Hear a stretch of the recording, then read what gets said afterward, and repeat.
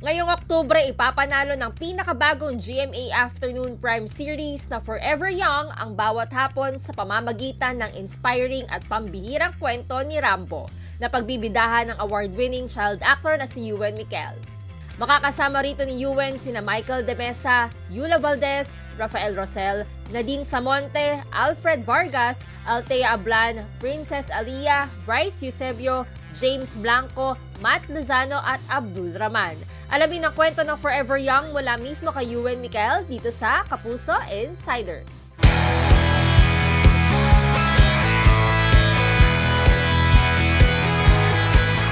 Ang Forever Young ang kauna-unahang TV lead role sa GMA ni Ewan Miquel. Sa serye, bibihagin niya ang puso ng manonood bilang si Rambo, isang 25-year-old na mayroong rare medical condition na panhypopituitarism. Hi po mga kapuso, ako po si Ewan Miquel at ako po dito ay si Rambo Agapito sa Forever Young.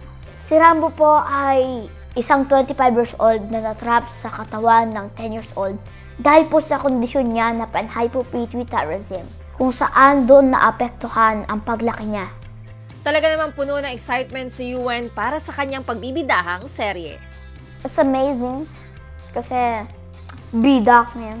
Dito first time kong teleserye na bida naman. Maganda po to. Naging mayor ako. Mayor? Eh, ang let-let ko. Akala ko maging anak lang ako ulit. Diba? Gaganap na magulang ni Ewan sa serye ang mauhusay na aktor na sina Nadine Samonte at Alfred Vargas na makikilala bilang sina Juday at Gregory. Ano kaya ang kanilang masasabi kay Ewan? Nako, si Ewan, sobrang matured niya.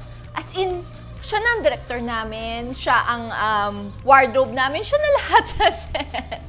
Siya yung kasi he's very bibo. He's very matured, marami siyang naiisip, and sobrang nakakatuwa yung batang yun. It reminds me of my son nga, lagi ko nga sinasabi, na parang nakikita ko sa kanya yung anak kong lalaki. So parang every time nakikita ko siya, lagi ako may pasalubong sa kanya. Kasi nakakatuwa siyang ka-eksena, ang bilis din niyang, alam mo yung energy na binibigay mo sa kanya habang nag-e-eksena kayo, binabalik din niya sa'yo. So ang sarap niyang ka-eksena. He's a very, very mature young boy na ako hindi ko maiisip na nung panahon ko, nung ka-age ko siya, hindi ako ganun mag-isip. Pero siya talagang he's professional, he's very talented, pero sa tingin ko talaga meron siyang X-factor na, kumbaga, yung sinabi nga kanina, yung Riz, meron siya talagang Riz, charisma, meron siya nun. Makakasama rin ni Ewan sa Forever Young ang seasoned actors na sina Michael De Mesa at Yula Valdez. Makikilala si Michael bilang Eduardo Malaki, isang politiko at lolo ni Rambo.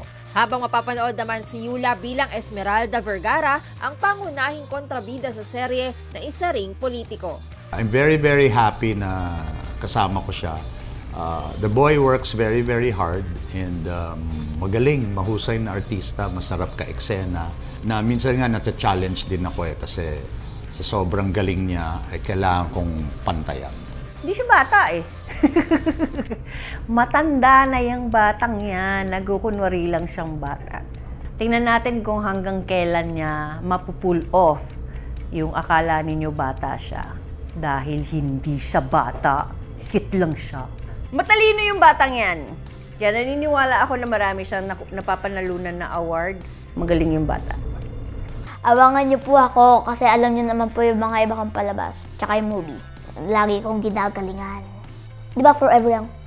Eh di forever kong gagalingan.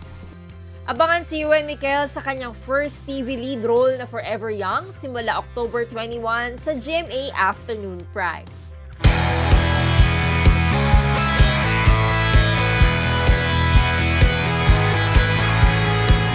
For more exclusive contents about your favorite Kapuso stars and shows, visit gmanetwork.com.